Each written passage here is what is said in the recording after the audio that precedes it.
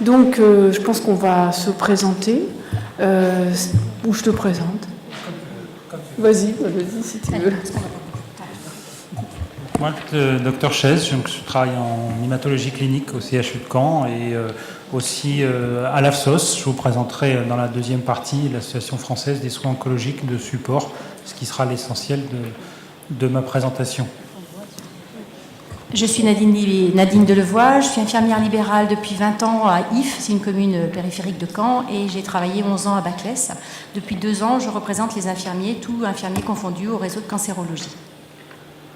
Et donc Claire Delorme, médecin coordinateur du réseau régional douleur en Basse-Normandie, et je suis aussi responsable des soins de support, de Athos au centre François Baclès. Et je travaille à l'hôpital de Bayeux. Voilà, c'est un petit peu un certain nombre de casquettes. Et en fait, je crois que c'est un beau symbole aussi de voir déjà, là, on est 3 médecins infirmières, CHU, avec les petites casquettes entre guillemets universitaires, un centre hospitalier ou un CLCC et la ville. Et c'est déjà le symbole en fait de ce que sont ou devraient être les soins de support à la ville et en ville et à l'hôpital. Donc on a en gros à répondre à 3 questions, pourquoi, quand, comment, et ensuite on laisse à l'universitaire et aux membres du CA quand même de l'AFSOS, Association francophone de soins de support en oncologie, de montrer aussi l'importance des soins de support, que qu'il y a de la recherche, qu'il y a des référentiels et qu'on doit s'appuyer sur ces référentiels comme on s'appuie sur des référentiels en chimiothérapie ou en radiothérapie. Voilà, alors forcément, j'appuie sur quoi, monsieur, pour avancer ?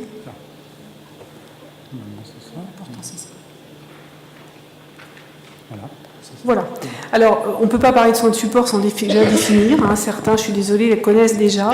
Mais les soins de support, c'est l'ensemble des soins et soutiens nécessaires aux personnes malades tout au long de la maladie et même après, bien sûr, conjointement, parce que c'est en bleu, je verrai mieux là, conjointement au traitement onco-hématologique spécifique lorsqu'il y en a. Alors, c'est la mesure, ce qui est important quand même, c'est que cette mesure-là, elle est déjà dans le premier plan cancer. On la revoit l'importance des soins oncologiques de support dans un deuxième plan cancer et dans le troisième plan cancer. Et elle n'est pas arrivée par hasard comme ça dans le premier plan cancer, c'est pas un technocrate qui a inventé. Ce qu'il faut savoir quand même que cette notion de soins de support à apporter aux patients est née de l'organisation par la Ligue contre le cancer, je crois que c'est en 99 ou 2000, Monsieur le Président de la Ligue, avec le livre blanc et les états généraux du cancer, où les patients, il y a une vraie demande des patients sur les besoins d'être pris en charge, non pas comme de façon un peu provocatrice mais réaliste, non pas comme une tumeur, mais un patient atteint de cancer et à prendre en charge dans sa globalité. Donc ça me paraît important. On va le faire à deux, le topo. Donc là, j'ai un petit problème.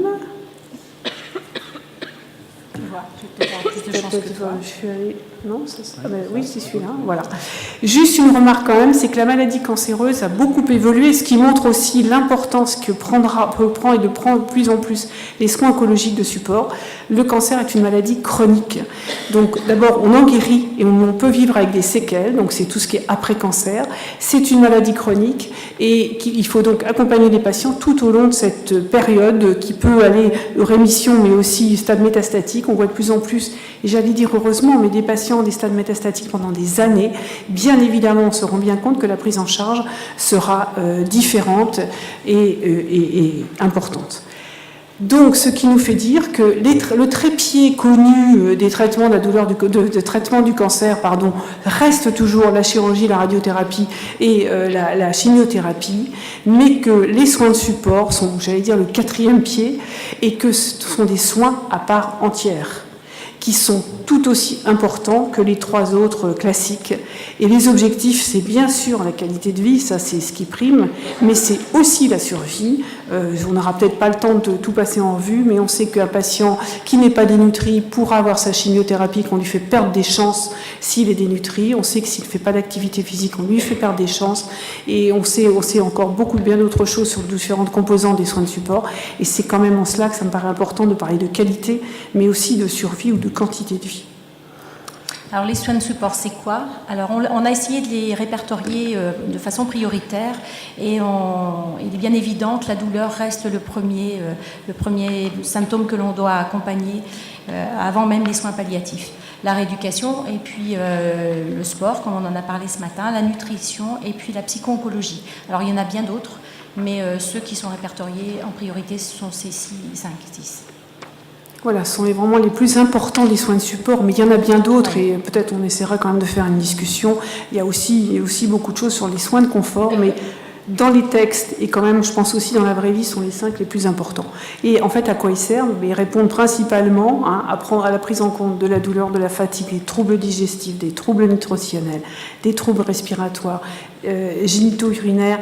Vous savez que cancer et sexualité devient aussi une composante importante des soins de support. 7 patients sur 10 ont des problèmes sexuels après avoir été traités.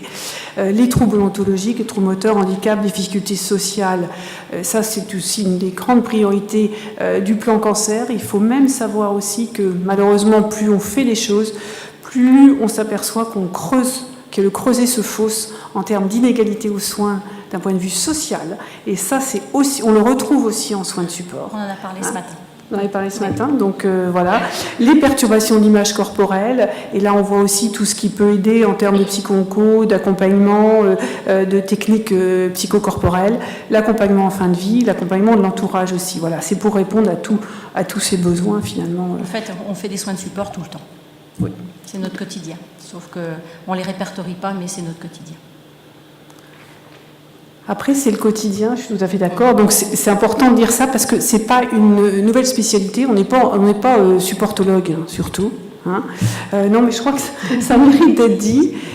Par contre, donc, tout soignant a le devoir, finalement, d'accompagner les patients dans toutes ses compétences. Simplement, la médecine, dans tous les domaines, a fait des progrès. Et il faut savoir aussi avoir recours à une expertise, à des compétences particulières dans un domaine particulier, si on a besoin. Et c'est aussi, je pense, que toute la complexité, finalement, des soins de support. C'est savoir appeler des professionnels spécialisés dans leur domaine à chaque fois qu'on est confronté à un problème. Alors, les soins de support pour qui? Eh bien, c'est pas compliqué. Pour tout patient qui le requiert, c'est ce qu'on vient de dire, c'est pour tout le monde. Alors, on a ciblé sur la cancéro, mais bien sûr, c'est bien plus large. Pendant la maladie, donc pendant la prise en charge, selon l'établissement de référence du patient. Oui, parce que là, on s'est interrogé en préparant toutes les deux ce topo, et je pense que Stéphane sera d'accord avec nous.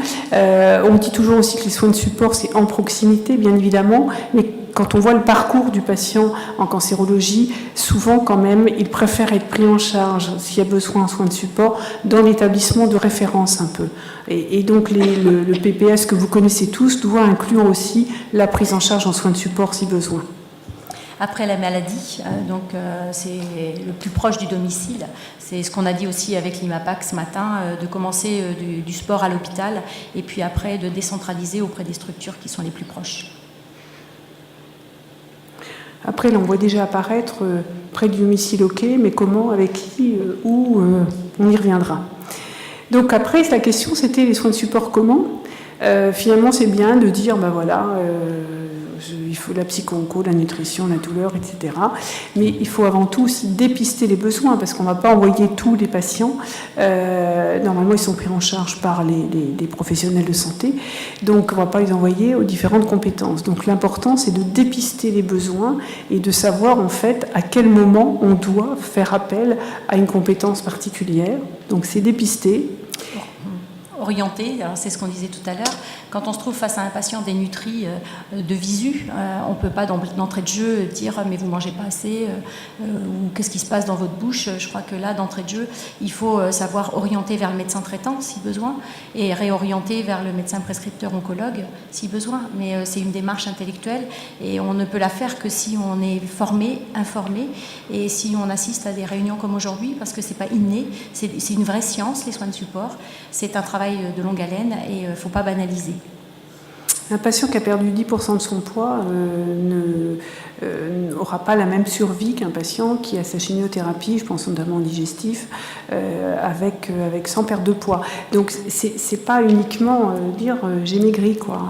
Donc c'est comment dépister les patients. En plus c'est assez simple, hein, c'est pesé, mais il faut le faire. Et puis donc orienter si nécessaire, et puis aussi coordonner. parce qu'il y a de plus en plus d'intervenants en cancérologie, à la fois des intervenants institutionnels, parce qu'il y a les centres de référence, il y a les HAD, il y a les SSR, il y a les centres de rééducation et autres, et il y a aussi, et c'est plus important aussi, toute la ville, et le problème c'est aussi que tous ces soignants puissent se coordonner. Oui, et c'est notre difficulté, et on en a parlé tout à l'heure avec Janine Jeanbrun. Il y a de nouveaux métiers qui vont nous aider à coordonner parce que tous les patients ne sont pas en HAD et on a tous besoin d'informations pour suivre au mieux et savoir d'où vient le patient et comment le réorienter. Alors, on en revient au dépistage.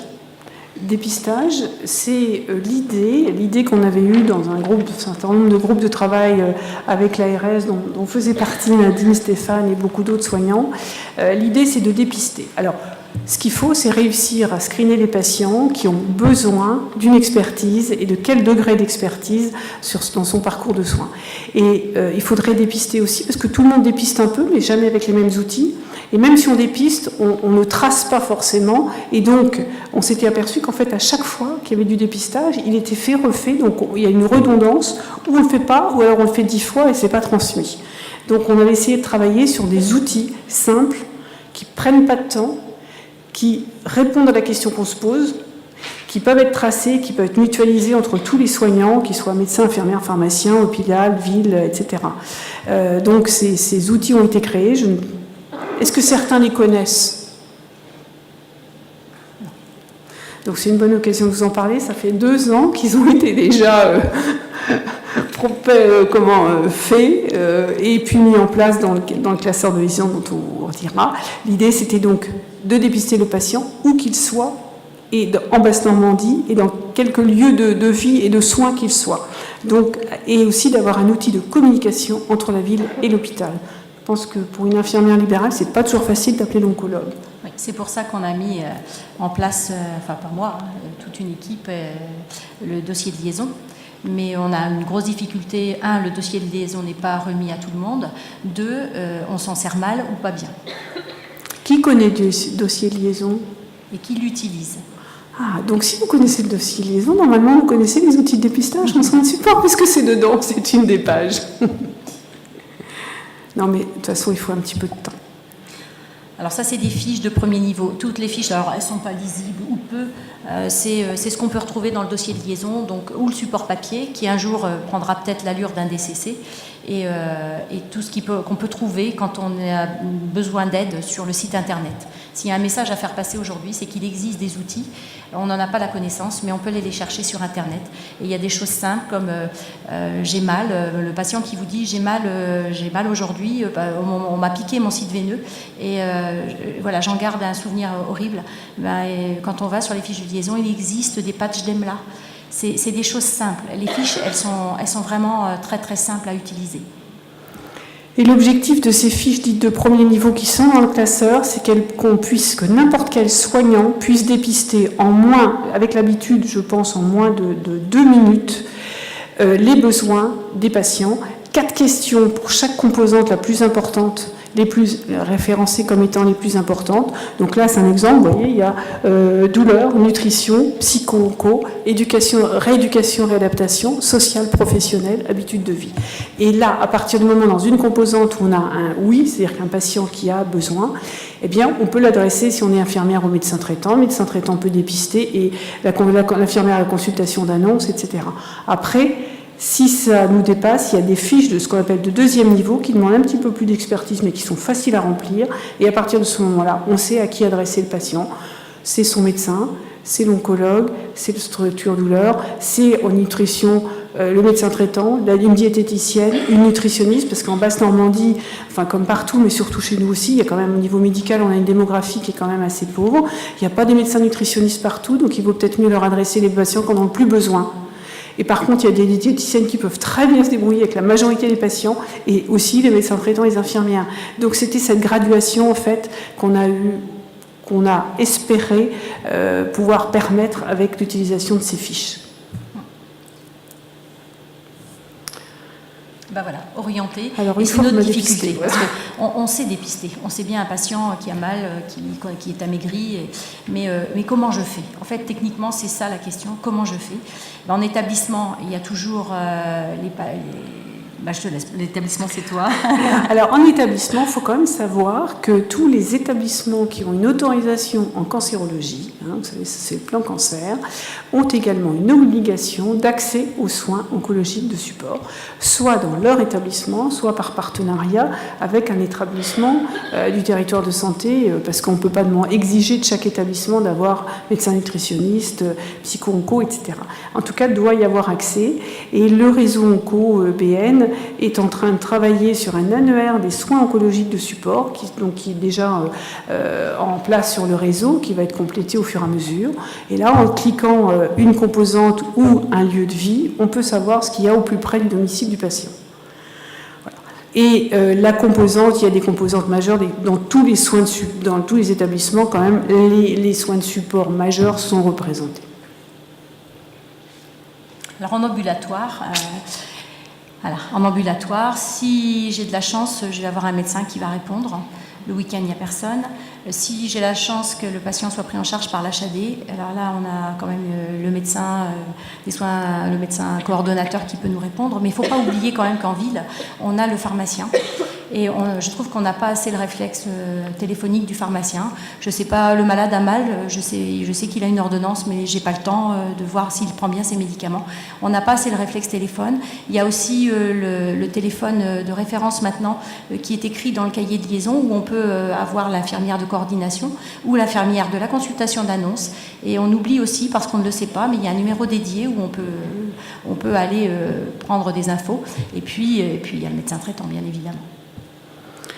En sachant qu'on avait rajouté, voilà, il faut quand même former. Après, il y a le problème de la prise en charge financière, notamment en nutrition, par exemple. Alors, le problème aussi, c'est de coordonner tout ça. Qu'il faut savoir aussi, c'est que maintenant, dans certains établissements, vous le trouverez sur le réseau du site OncoBN, il y a ce qu'on appelle des RCP, comme il y a des RCP dites d'organes. Vous savez, puisque tout dossier de patient doit être traité de façon collégiale pour répondre aux recommandations et référentielles.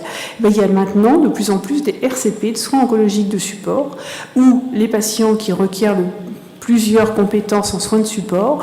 On ne va pas non plus séparer, encore une fois de plus, social, nutrition, psycho. Un patient qui a besoin de toutes ces compétences, il est quand même bon, une fois ou deux, de parler de son dossier en RCP. Donc, on peut très bien aussi, de la ville, téléphoner pour savoir quand on va parler de son patient ou expliquer son problème pour que ce patient passe en RCP, soins de support. Et puis, il y a ce fameux classeur de liaison, dossier liaison, dont on attend beaucoup. Après, il sera intéressant que si on le fait vivre, ce classeur, si le patient l'amène, mais si on le remplit. Donc, en conclusion, les soins de support, c'est l'affaire de tous. C'est beaucoup de bon sens, mais c'est beaucoup de complexité quand même, parce que le bon sens, organiser le bon sens, c'est souvent complexe quand même. Vous avez vu, parce qu'il y a plusieurs compétences, il y a plusieurs niveaux, il y a la ville, il y a l'hôpital, il y a la coordination, c'est pas une nouvelle spécialité. Et puis l'objectif, bien sûr, c'est le patient, son entourage, c'est de remettre, on dit toujours, la place du médecin traitant.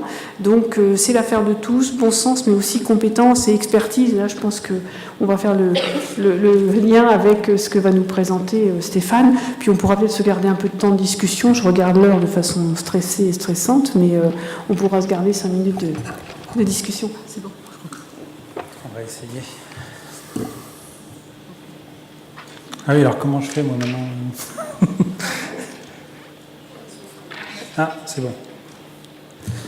Ok, donc dans la deuxième partie, moi je vais vous présenter surtout l'AFSOS, l'Assistance française des soins oncologiques de support, et vous allez voir qu'on va revenir sur ce que vous a présenté Claire et Nadine. Vous allez voir qu'elles ont déjà pratiquement tout dit.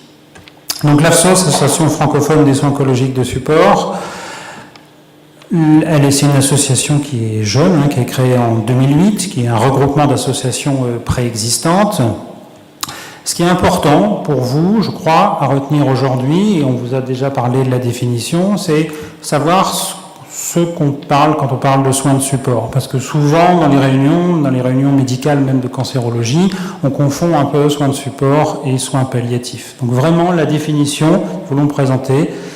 Les soins de support, c'est tout ce qui concerne ce qui se passe autour des traitements spécifiques. C'est une définition plus simple, mais vous avez la chimiothérapie, la radiothérapie, les soins de support, vraiment, ça englobe le reste. Et les soins palliatifs font partie des soins de support. Ça, c'est vraiment, vraiment important. Alors, il y a des mots importants quand on parle de soins de support. Nadine et Claire vous en ont parlé. C'est une prise en charge globale, évidemment. Ça se base sur l'évaluation des besoins des patients. Vous l'ont bien expliqué. Un mot important, c'est une prise en charge pluriprofessionnelle et pluridisciplinaire. On fait des soins de support en coordination avec différents métiers. La notion de transversalité et de coordination est importante, et de communication interprofessionnelle aussi importante. Ça, c'est des mots importants. Donc, si on revient sur la définition, ils débutent bien dès le diagnostic. Ils vont s'appliquer à la durée des traitements, et vous l'ont dit, et ça continue après traitement, sur les séquelles de la maladie. Tout ça, c'est des soins de support. Ils s'articulent avec les soins palliatifs dans une phase avancée. Ils visent à l'amélioration de la qualité de vie des patients. Et puis, elles vous l'ont détaillé. Donc, l'ensemble des compétences, elles vous l'ont dit, la prise en charge de la douleur et des symptômes. Moi, j'ai ajouté des symptômes, parce que la prise en charge de la neutropénie, la prise en charge des nausées et vomissements, de l'anémie, tout ça, c'est des soins de support, et ça fait partie de ces prises en charge. Alors l'AFSOS, elle a comme mission principale l'organisation des soins, essayer de coordonner cette organisation des soins dans les établissements, mais aussi en ville. Elle a aussi comme mission la prise en charge des symptômes à toutes les phases de la maladie, et puis essayer de regarder aussi la qualité de vie des professionnels et des patients. Alors, si on prend les besoins du patient très simplement en cancérologie, le patient, donc je vais mieux voir ici, il a besoin pour une prise en charge optimale de sa maladie, il a besoin en bleu qu'on prenne en charge sa maladie et ses symptômes. Donc c'est le contrôle optimal de ses symptômes qui va être important. Mais il a aussi besoin d'une prise en charge globale de sa maladie et de son information, et il doit être en contact avec des équipes disponibles et formées, et puis il a besoin aussi, le patient, d'une continuité, une organisation des soins, à la fois en établissement et à domicile. Alors pour répondre à ces besoins, qu'est-ce qu'on a à notre disposition pour les patients?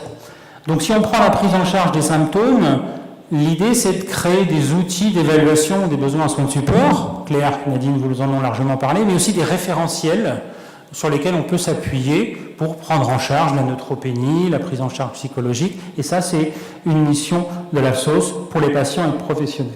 Dans l'organisation, ça va être de mettre en place donc l'organisation des soins de support, on l'a aussi détaillé. Et puis, ça c'est une chose qu'on oublie parfois, pour qu'un patient soit bien pris en charge dans une équipe, il faut qu'il y ait une qualité professionnelle importante au sein de l'équipe. Et ça aussi, on va y travailler avec un mode de management spécifique. Donc je vous ai parlé des missions, les objectifs donc, de l'AFSOS, c'est d'établir des référentiels symptômes, j'y reviendrai dans la dernière partie de l'exposé. Ces objectifs, ça va également de rédiger des textes et des recommandations sur l'organisation des soins de support en relation avec les autorités ministérielles, et puis promouvoir cette méthode de management, démarche participative dans les soins. Alors, en 10 minutes et en 2 diapositives, je n'ai pas l'illusion de vous parler de la démarche participative. Il y a des formations de 3 heures, de 2 jours sur la démarche participative, mais simplement pour introduire, la démarche participative, c'est un modèle de management donc dans une équipe qui fait partie aussi d'autres modes de management, qui va s'inscrire en complément des autres de management et qui va être dans une culture participative et qui va reposer principalement sur 4 piliers. La démarche participative dans un service, c'est d'avoir d'abord une démarche projet au sein d'un service, d'avoir et de créer des espaces pluriprofessionnels d'échange et de rencontres au sein d'un même service, mais aussi de mettre en place des formations internes dans une équipe, de façon à ce que tout le monde puisse parler le même langage, et puis mettre en place également des méthodes de soutien aux soignants. Tout ça, c'est la démarche participative, mais effectivement, en 2 diapositives, c'est un peu compliqué à intégrer. Alors, l'AFSOS, c'est une organisation où chacun a sa place, avec, donc je ne vais pas détailler, mais des commissions organisationnelles, mais en particulier, vous voyez que il y a une organisation spécifique dans l'AFSOS qui est l'organisation de recherche Unicancer AFSOS. Donc, vous faites la recherche en soins de support, à côté des missions que je vous ai parlé. Il y a des groupes d'expertise, on va les détailler à la suite, et des ateliers métiers qui font se rencontrer les différents soignants. Donc les groupes d'experts, leur mission, donc, c'est vraiment de concevoir et participer au déploiement de ces soins de support. Donc vous voyez qu'il y a des groupes experts aussi différents, spécifiques sur les symptômes, comme la thrombose, l'hémostase, les thérapeutiques, mais aussi des groupes d'expertise sur les décisions d'arrêt des traitements, sur les décisions d'arrêt de traitement auxquelles on est souvent confronté dans les services d'hématologie et de cancérologie. Les ateliers métiers, donc ça c'est une spécificité aussi au sein de l'AFSOS, dans son congrès annuel, où on va pouvoir discuter entre professionnels d'un même métier, dans ces ateliers métiers, de la spécificité. Donc je ne vous les détaille pas, vous les avez là sur la diapositive. Alors les relais régionaux, c'est important parce que l'AFSOS c'est une organisation nationale, mais la volonté de l'AFSOS c'est d'avoir dans chaque région une organisation un peu décentralisée.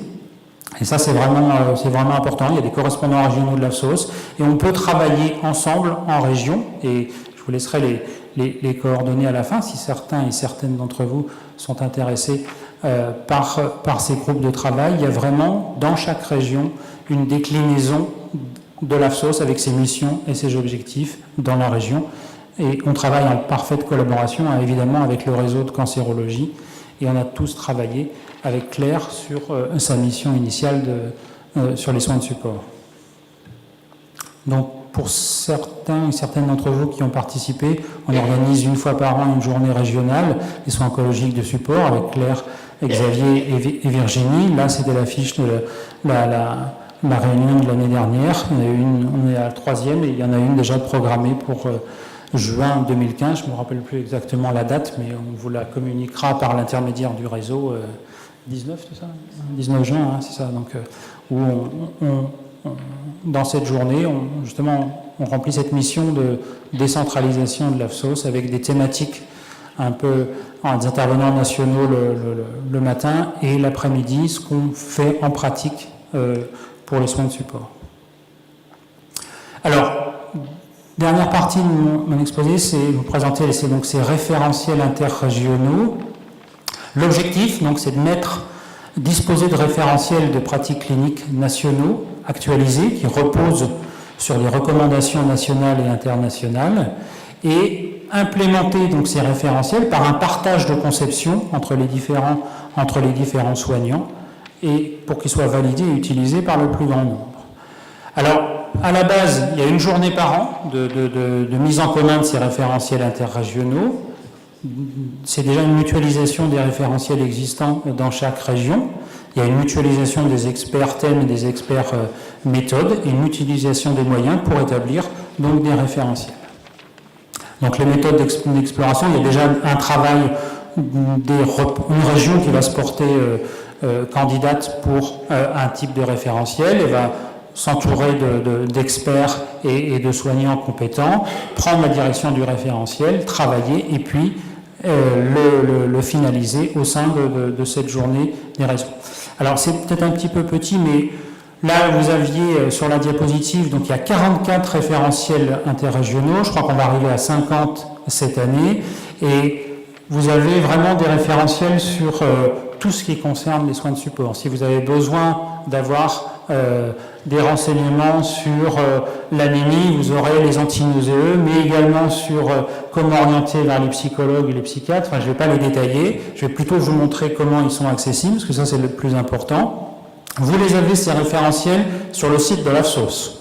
Alors c'est pas compliqué, vous faites Google AFSOS, le premier truc qui sort, c'est le site de l'AFSOS, et c'est assez facile, on est en train de le revoir, ce site internet, mais c'est assez facile d'accéder au référentiel, et vous aurez tous ces référentiels en soins de support. Deuxième possibilité, c'est le site du réseau Onco Basse-Normandie, que tout le monde, vous connaissez tous.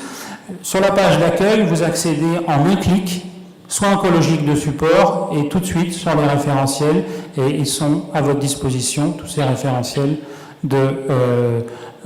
en soins oncologiques de support. Donc c'est vraiment un outil indispensable que vous pouvez vous approprier dans les différentes équipes. Pour terminer, donc, le congrès annuel de l'AFSOS, donc il vient de se dérouler là, du 15 au 17 octobre à Paris, avec des thèmes différents. Le thème de l'année prochaine, ça sera cette notion de maladie chronique, le cancer, maladie chronique. C'est devenu des patients qui vont avoir des traitements, mais aussi des soins de support de façon prolongée. Ça sera une thématique intéressante. Et puis, si ça vous intéresse, 11 et 12 décembre, c'est à Toulouse cette année, donc la 5e journée interrégionale, justement de mise en commun de ces référentiels interrégionaux. Il y aura, je crois, à peu près une dizaine de référentiels qui vont être établis. Et on revient aussi sur certains référentiels. Évidemment, un référentiel, au bout de 3 ans, il est un peu caduc. Donc, il y a une mise à jour de ces référentiels importants. Donc, on est en train de travailler actuellement avec l'INCa pour essayer d'avoir une labellisation INCa de ces référentiels. C'est pas simple, mais on pourra normalement y arriver. Juste, si certains et certaines d'entre vous veulent un petit peu prolonger sur la qualité de vie au travail et le management participatif, je vous conseille donc ce bouquin de Philippe Colomba qui est facilement disponible. Et puis, rappelez le site de l'AFSOS et 2 correspondants régionaux, le docteur Virginie Leloup-Maury qui travaille au centre François Baclès, et moi en l'occurrence en hémato au CHU. Je vous remercie.